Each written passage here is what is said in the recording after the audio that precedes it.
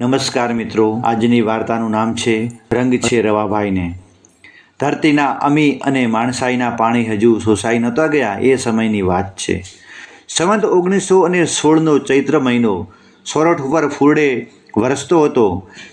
ભાવનગર પંથકના ગોહિલવાડની રસાળી ભોમ આકરા તાપમાં દિવસોમાં પણ ઉનાળુ જુવાર અને રજકાની લીલી ઓઢણીમાં શીળપની લહેર માણતી હતી. કડબીની નાનકડી દીકરીઓ ગાજર મૂળાને મગની કૂણી શીંગો ખાતી ખાતી વાડીના ક્યારા વાળતી અને મદજરતે સાદે ગાતી. કિયા ભાઈના કુવા કરે કી ચૂડીઓ રે, કિયા ભાઈની વાડીઓ લેરે જાય, આબો મોર્યોને આંબે ફળ ઘણા રે. રામનવમીનો રૂડો દિવસ છે. લીલી સીમમાં માનવીનો બોલાસ નથી. ખેડૂતોએ અગતો પાળી ધોરીને પોરો દીધો છે અને પોતે સૌ ઉપવાસ રહીને ગામના ઠાકર દ્વારમાં રામ જન્મનો ઉત્સવ કરે છે. આખી સીમ સૂની પડી છે. એવા મોટા તહેવારને દિવસે પ્રભાતને પહોરે એક ફૂટતી મૂછોવાળો ઘોડેસવાર વરતેજ અને ચિત્રા ગામ વચ્ચે પંથ કાપતો અને રોંગમાં ફૂલમાળ ઘોડી રમાડતો ચાલ્યો જાય છે. ટોયાની બીક વિનાના મોરલા લીલા મોલમાં પોતાની જાંબલી ડોકનો ભાત પાડતા ચણે છે. વરતેજના આંબલિયાની શાખો ચાખતી કોયલ ડાળે ડાળે હિંચકે છે. આવું સોને મઢ્યું સવાર, આવા મહેકતા આબેરણ ઊંચા ઘાટા ચાસટિયામાંથી ગળાઈને આવતો મીઠો પવન અને દેવપંખીના ટોકાર પણ ચૈત્ર મહિનાની આ છલકાતી શોભામાં ઘોડેસવારનું મન નથી. હાકે રાખો ભાઈ, હાકો જટ બાપા, જોજો હો ક્યાંક રામનોમ રસ્તામાં ન કરવી પડે. પોતાની સાથે ખોરડા બાંધવાના કાઠના 2 ગાડા હતા. એના હાંકનારને રજપૂત આમ ટોકતો આવે છે. ગાડા કડકડતા ભર્યા છે.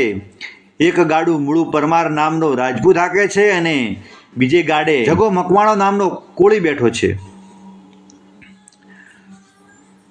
વરતેજ અને ચિત્રા વચ્ચેના કાળિયા આબાની નજીક આવે છે ત્યાં રાજપૂતે જોયું કે 25-30 ઉતારું ભરીને બીજા 3-4 ગાડા ચાલ્યા જાય છે. પુરુષોનો આવડો મોટો સંઘ જાતો જોઈને અસવારે ઘોડીની લગામ ઢીલી કરી મૂકી. ચાલ વધારી પલકવારમાં તો ઓંબી પણ ગયો. આગેથી એણે સંઘને ઓળખ્યો. લાગ્યું કે આ તો આપણા ગામના ગોરધન શેઠ અને ઉલ્યા રહ્યા એ તો દળવાના ચોપસી શેઠ. ત્યાં તો સંઘમાંથી પણ સામો અવાજ આવ્યો, ઓહો હો, આ તો આપણા રવાભાઈ. આ તો બાપુ આવો, તમે ક્યાંથી? જય સ્વામિનારાયણ. જય સ્વામિનારાયણ ગોરધન શેઠ, ચાંપતી શેઠ, જય સ્વામિનારાયણ.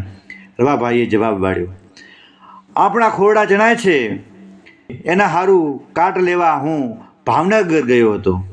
ઠીક થયું ઠીક, 2-3 શેઠિયા બોલ્યા. અમે સૌ ભાવનગર કારજ ઉપર ગયા હતા, ત્યાંથી આજ ઘેર જઈએ છીએ. સાથે 5-7 હજારનું જોખમ છે. સારું થયું કે તમારો ઘર સુધીનો સંગાથ થયો. હા ભલે, જો એમ જ હોય તો આપણે સૌ સાથે ચાલીશું, પરંતુ મારે હોશિયારી રાખવી પડશે. એમ કહી રવાભાઈએ પોતાના કાટના ગાડા આગળ કર્યા, વચમાં વાણિયાના ગાડા રાખ્યા અને પોતે ઘોડેસવાર થઈ પાછળ ચાલ્યા. નદીનો લાંબો પટ વટાવીને સામે કાંઠે ચડ્યા ત્યાં ચકોર રવાભાઈએ જોયું કે કાળીએ આંબેથી 2 હથિયારબંધ સિંધી લોકો પાછળ પાછળ ચાલ્યા આવે છે. એને જોઈને રવાભાઈએ પૂછ્યું, કાં ભાઈઓ, તમે ક્યાં જાઓ છો? સિંધીઓ બોલ્યા, આ સરહદનો અમારો જુંબો છે. કોઈ વટીમાર્ગુ સાથે જર જોખમ હોય તો અમારે એમની રક્ષા માટે સાથે ચાલવું એવો દરબારી હુકમ છે. આવો જવાબ મળતા જ રવાભાઈને શંકા તો રહી. એણે કહ્યું, એમ હોય તો ભલે, પણ અમને તમારી જરૂર નથી, કારણ હું રાજપૂત છું, ગરાસિયો છું અને સાથે છું, માટે તમે તમારે ખુશીથી પાછા વળો. પણ વાણિયા બોલ્યા, એક કરતો બે ભલા, માટે રવાભાઈ બાપુ ભલે ને એ સાથે આવે. રવાભાઈએ વધુ આગ્રહ ન કર્યો અને સૌ રસાલાએ આગળ ચાલવા માંડ્યું.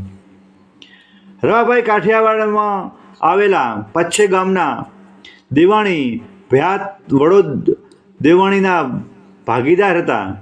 સૌ ભાવનગરથી આવતા કાળિયા આંબા આગળ સાથે થયા હતા.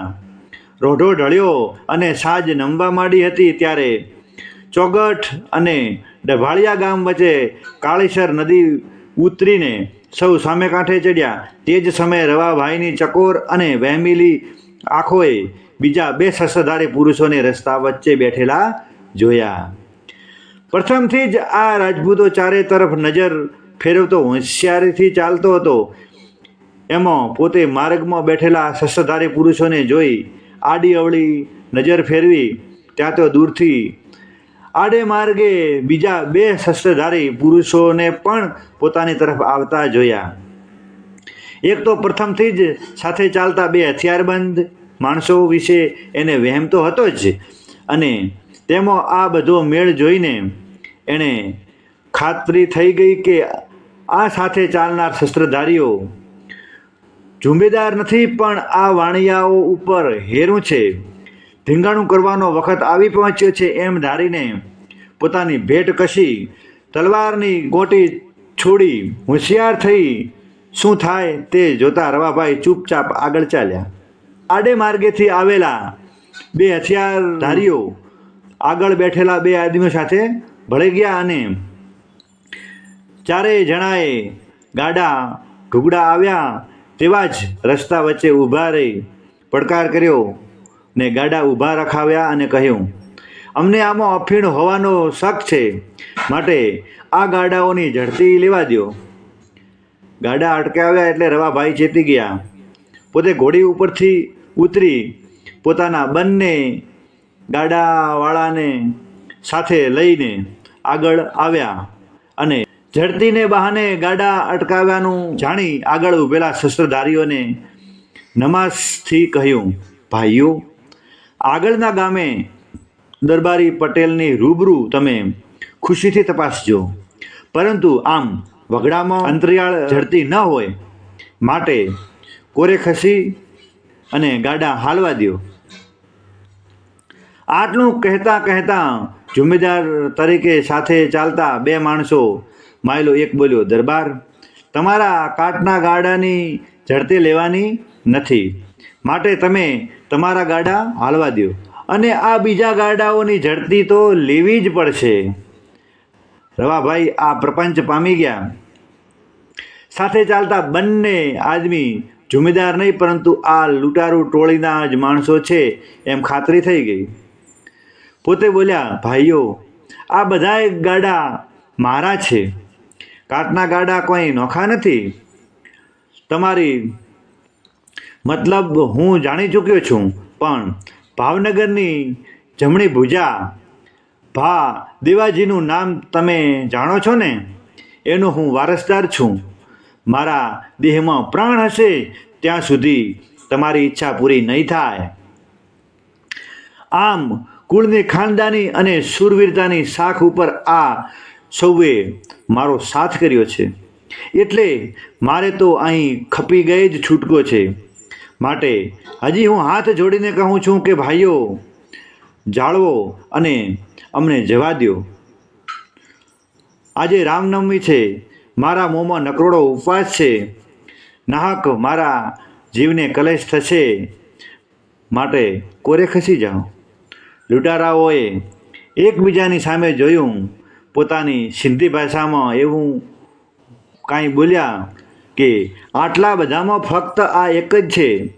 એટલામાં એક જણે દરબાર ઉપર ખેરના ધોકાનો છૂટો ઘા કર્યો, પણ સમય સૂચક વાપરીને એ ઘા ચૂકવી રવાભાઈ પોતાની પોતાના સાથીઓ તરફ બોલ્યા, ભાઈઓ, હું એકલો છું, વળી ઉપવાસી છું, દુશ્મનો વધારે છે, તમે ફક્ત મારી પીઠ સંભાળજો, બાકી તો સ્વામિનારાયણ સહાય કરશે.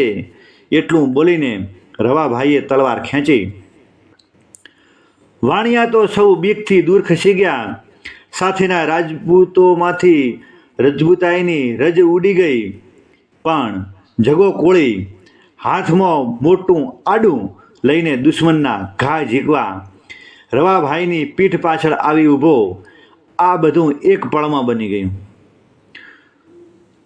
ધોકાનો ઘા ખાલી જવાથી લૂંટારાઓ વધારે ખીજાયા અને રવાભાઈ હજી તૈયારીમાં હતા ત્યાં તો દુશ્મનોમાંથી એક જોરથી રવાભાઈ ઉપર તલવારનો ઘા કર્યો.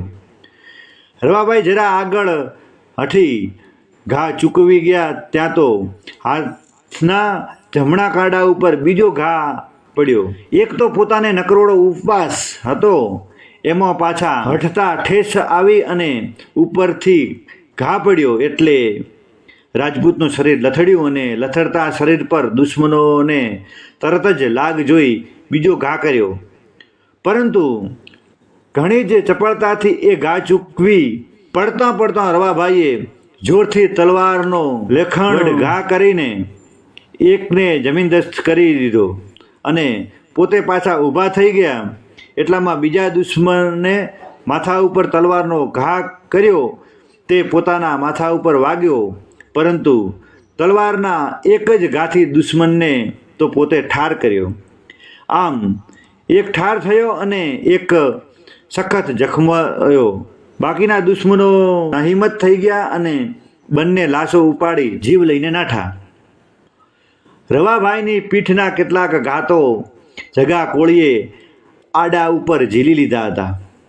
તોય વહામાં તથા હાથે 2-3 ઘા અને માથામાં એક સખત ઘા લાગેલ જ છતાં રણે ચડેલો રજપૂત હાથમાં ખુલ્લી તલવારે દુશ્મનોની પાછળ દોડ્યો. ત્યારે તો વાણીઓ વગેરે દોડી દરબારને પકડી લીધા. કેટલીય વારે મોડ શૂરવીરતાનો ઉભરો શાંત થયો ત્યારે માથાના ઘા વાગવાની ખબર રવાભાઈને પડી. રવાભાઈ સ્વામિનારાયણના પાકા ભક્ત હતા. પોતે જાણ્યું કે હું હમણાં જ બેભાન થઈ જઈશ એટલે તરત જ સૌને કહી દીધું કે મારા પ્રાણ જાય તો ભલે જાય, પણ મને મારા ભાઈઓ દવા તરીકે દારૂ પાય તો પાવા દેશો નહીં. બધા ઘા ઠર્યા એટલે રવાભાઈ બેશુદ્ધ થવા લાગ્યા. એક ગાડું ખાલી કરાવી રવાભાઈને ગાડામાં લઈ સૌ ધીમે ધીમે ઘર તરફ રવાના થયા. મોડી રાત્રે સૌ વડોદ આવી પહોંચ્યા. રવાભાઈની માતા અને દીકરો ઘવાયાની ખબર પડી. માતાએ મોઢામાંથી દુઃખનો એક ચૂંકારો ન કાઢ્યો, પણ એણે તો એટલું જ કહ્યું, મારા દીકરાનું ગમે તે થાય પણ મારી વસ્તીના જાનમાલનું રક્ષણ થયું એટલે મારા રવોભા જીવતો જ છે એમ જ હું સમજું છું અને મારી તો આજ રામનામ સુધરી ગઈ. આ શૂરવીરતાના સમાચાર તરત જ ભાવનગર મહારાજ જશવંતસિંહજીને મળી ગયા. એમણે ખાસ વડોદ કહેવરાવ્યું કે રવાભાઈ સાજા થાય અને માથે પાણી નાખો ત્યારે અમને ખબર આપજો. 2 માસ પડદે રહ્યા પછી રવાભાઈને માથે પાણી નાખવામાં આવ્યું ત્યારે મહારાજાએ સોનાની મૂઠની તલવાર તથા સોનેરી શેલું ભેટ મોકલાવ્યા. ભારે શાબાશી આપી શૂરવીરતાની કદર કરી. આ વર્ષ પછી કેટલેક વર્ષે ભાલ પ્રદેશના એક ગામમાં ચોરે દાયરો મળ્યો છે. નવાબ ખાં જમામદાર નામનો એક વૃદ્ધ સિંધી ત્યાં મહેમાન તરીકે આવેલો. જમાદાર દાયરાઓમાં બેસવાવાળા એટલે અફીણના બંધોણી હતા. ચોરે કસુંબો નીકળ્યો. જમાદારે કસુંબો લેતા પહેલાં છોંટા નાખી અને રંગ છે રવાભાઈને એમ રંગ આપી કસુંબો લીધો. સૌએ પૂછ્યું, રવાભાઈ કોણ? જમાદારે આ ઉપરના ધીંગાણાની બધી વાત કરી. ભાવનગરના રાજના ભાલ પંથકનો હું જમાદાર હતો. રાજ્યનું ભરણું ભરવા ભાવનગર ગયો હતો. ત્યાં કેટલાક વાણિયાઓ 5-7 હજારના જોખમ સાથે નીકળવાની બાતમી મળવાથી મારી બુદ્ધિ બગડી. અમે 6 જણાની ટોળકીએ એનું હેરું લીધું. 2 જણા વાણિયા સાથે જુમ્મેદાર તરીકે ચાલ્યા અને બીજા આગળ ચાલ્યા. કાળિહર નદી પાસે અમે ભેટ્યું કર્યો અને પછી ધીંગાણું જામ્યું. એ ધીંગાણામાં મેં નજરે જોયું કે ખરો રજપૂત તો એક રવાભાઈ. ત્યારથી હું રવાભાઈને રંગ આપ્યા પછી જ કસુંબો પીઉં છું અને અલ્લાહ પાસે મારા ગુનાની તોબા પોકારું છું. મિત્રો, વિડીયોને લાઈક કરજો, હાઈપ કરજો અને તમારા મિત્રોને શેર કરજો. ફરી મળીશું એક નવી વાર્તા સાથે. જય દ્વારિકાધીશ.